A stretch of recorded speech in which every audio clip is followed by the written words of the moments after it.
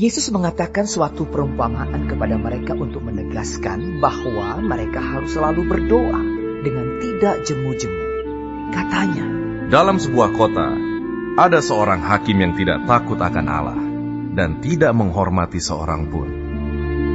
Dan di kota itu, ada seorang janda yang selalu datang kepada hakim itu dan berkata, "Belalah aku terhadap lawanku." Beberapa waktu lamanya hakim itu menolak.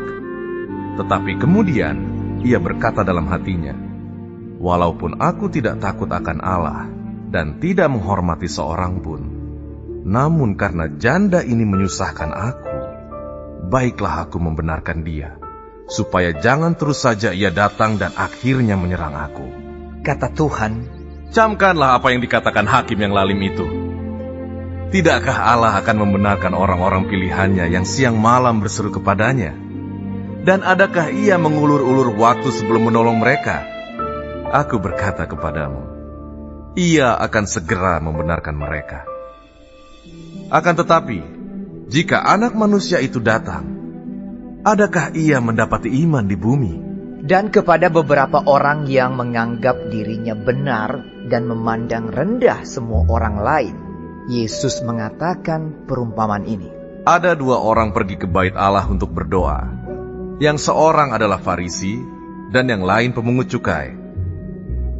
Orang Farisi itu berdiri dan berdoa dalam hatinya begini, "Ya Allah, aku mengucap syukur kepadamu, karena aku tidak sama seperti semua orang lain.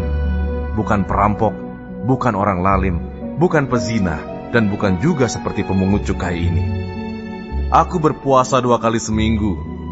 Aku memberikan 1/10 dari segala penghasilanku." Tetapi pemungut cukai itu berdiri jauh-jauh. Bahkan ia tidak berani menengadah ke langit, melainkan ia memukul diri dan berkata, "Ya Allah, kasihanilah aku orang berdosa ini."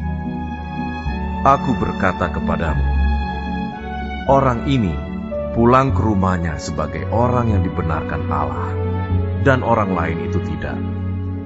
Sebab barang siapa meninggikan diri, ia akan direndahkan, dan barang siapa merendahkan diri, ia akan ditinggikan. Maka datanglah orang-orang membawa anak-anaknya yang kecil kepada Yesus, supaya ia menjamah mereka. Melihat itu, murid-muridnya memarahi orang-orang itu. Tetapi Yesus memanggil mereka dan berkata, Biarkanlah anak-anak itu datang kepadaku, dan jangan kamu menghalang-halangi mereka.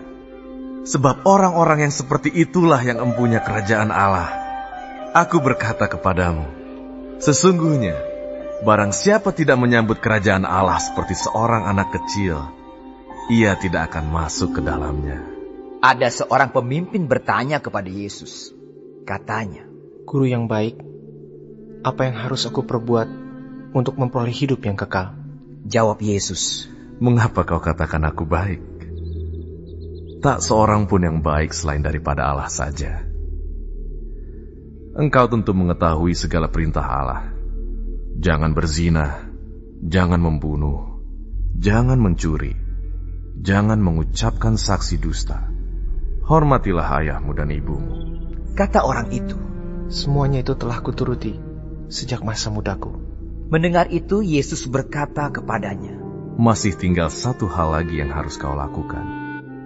Jualah segala yang kau miliki, dan bagi-bagikanlah itu kepada orang-orang miskin. Maka engkau akan beroleh harta di surga. Kemudian datanglah kemari, dan ikutlah aku.